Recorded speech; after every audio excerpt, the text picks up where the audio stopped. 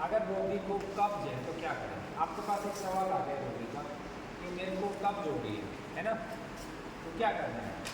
तो पहले तो रोगी को सेटिस्फाइड करने के लिए सबसे पहले रोगी की पूरा बात सुनो, उसकी हाँ में हाँ मिलाए। सबसे पहला जो काम करना, रोगी की पूरी बात सुनना। उसके बाद जब वो अपनी समस्या बताए तो बताएगा कब्ज है, तो उसकी दो मेजर समस्याओं पे फोकस करना, उसकी पूरी बात में आपको सारांश निकालना है कि दो चीज़ें क्या है। अब उसमें से एक आ गई कब्ज है। जब जिस व्यक्ति को कब्ज होगी, ठीक है, तो कब्ज के पीछे आप जाओगे, उसको ड्रिल डाउन करोगे थोड़ा सा उसके खाने के लिए, ठीक है। तो जब कब्ज है तो सबसे पहले आपको क्या करना है, तो इन चीज़ों में फाइबर ज़्यादा है वो इनको बढ़ाना है।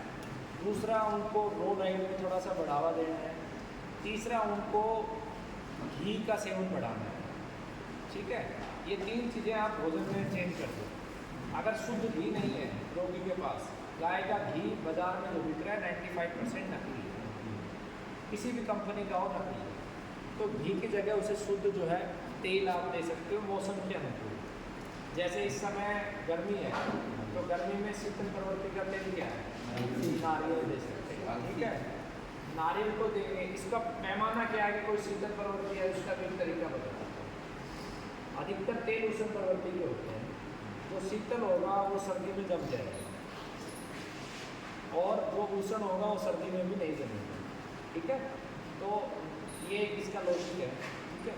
उसके बाद जैसे घी है, घी जम जाता है ना, तो घी शीतल, तो आपको उसको सबसे पहले शुद्ध गाय का घी है तो घी देना है रात को दूध में, नहीं तो दूध के साथ आप तेल दे सकते हैं, ठीक है। तेल किसका देंगे आप?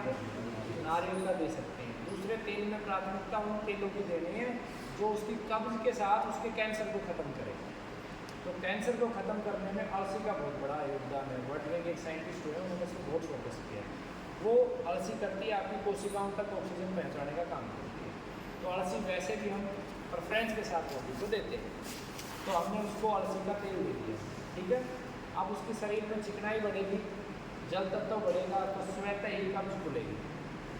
दवा अकेला काम नहीं कर सकती है, कभी भी उसके पूरी चीज़ों को समझ के, ठीक है। फिर हमने उसके डाइजेशन को थोड़ा सा मजबूत करना है, ठीक है। इसमें तो डाइजेशन के लिए एक दो चीज़ें आप ऐड कर दो, है ना। लेकिन हिंगवाष्टक नहीं देना है डाइजेशन में, ये देखना है मल को जो बांधने वाला है और डाइजेशन को जो मजबूत कर रहा है वो नहीं दे सकते, क्योंकि वो मल को बांधेगा तो कब्ज और प्रबल होगी, ठीक है ना। तो पच तो जाएगा लेकिन बाहर नहीं निकलेगा। तो वो औषधियों का चुनाव करना है जो पाचन संस्थान को भी मजबूत करे और मल को बांधे ना, ठीक है ना। तो ये कंसेप्ट के साथ उसको आपको देना है। अब इस कंसेप्ट में क्या सबसे अच्छा खराब होता है? त्रिफला बहुत अच्छा खराब होता है। त्रिफला दूसरी प्रेफरेंस होनी चाहिए। त्रिफला अमृत है।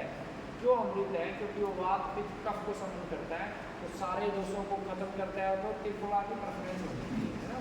तो त्रिफला उसकी कब्ज को तोड़ने के लिए आपको देना है। अब कौन सा त्रिफला?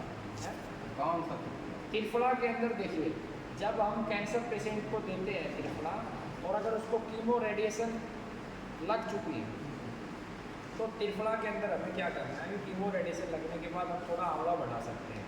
वैसे सम जो त्रिफला है, समान मात्रा में जो तीनों होते हैं वो श्रेष्ठ होता है, ठीक है।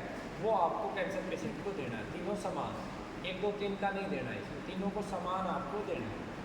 अब इसमें अगर पेशेंट में वीकनेस ज़्यादा है तो आंवले की मात्रा बढ़ा सकते हो, ठीक है ना, क्योंकि आंवला रसायन की तरह काम करता है, इसलिए हम आंवले को बढ़ा देंगे। लेकिन तीनों सम मात्रा में होने के बाद दोषों को तीनों ज़्यादा काम करते हैं।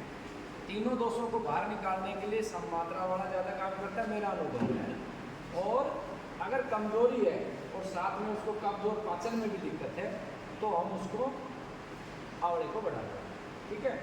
अब इसको त्रिफला को देंगे किसके साथ? अब इसको त्रिफला को देने के लिए मौसम के अनुसार लिखा हुआ है, ज़्यादा मैं आपको डेप्थ में ले जाऊँगा। फिर भी आप पूरे साल में त्रिफला को अगर किसी एक चीज़ के साथ दे सकते हैं, तो रात्रि में उसको दूध के साथ दे सकते हैं और सुबह गर्म पानी के साथ दे सकते हैं। दूध के साथ केवल जिस मौसम में, अभी जो मौसम आएगा कफ का संचय बढ़ेगा, उस मौसम में भी दूध के साथ अगर देना हो तो थोड़ा सा हल्दी डाल के आप दे सकते हैं, ठीक है। ये हो गया कब्ज के लिए। अब दूसरा इसमें क्या कर सकते हैं, अगर अलसी का तेल दे दिया हमने हमने वो तेल दे दिया, क्या नाम उसका, नारियल का दे दिया। अब हम रोगी का अगर डाइजेशन बहुत ज़्यादा कमज़ोर है, पचा भी नहीं पा रहा, कब्ज भी है, और हमें उसके शरीर के अंदर चिकनाई भी लेनी है, और गर्मी का सीज़न है, तो हम क्या करेंगे कि जो तिल है, तिल को लेंगे और तिल को मिट्टी की मटकी में डालेंगे, क्या पानी डालेंगे, उसमें भिगो देंगे, साथ में उसमें धागे वाली मिश्री, सीटा मिश्री डालेंगे, तो उसमें चिकनाई उसे मिल जाएगी, उसका उष्ण प्रवृत्ति समाप्त हो जाएगी। वो उसे चबा चबा के या पत्थर से चटनी पे बना के साथ में शीशम के पत्ते इंटेक करे और वो उसको दे दे।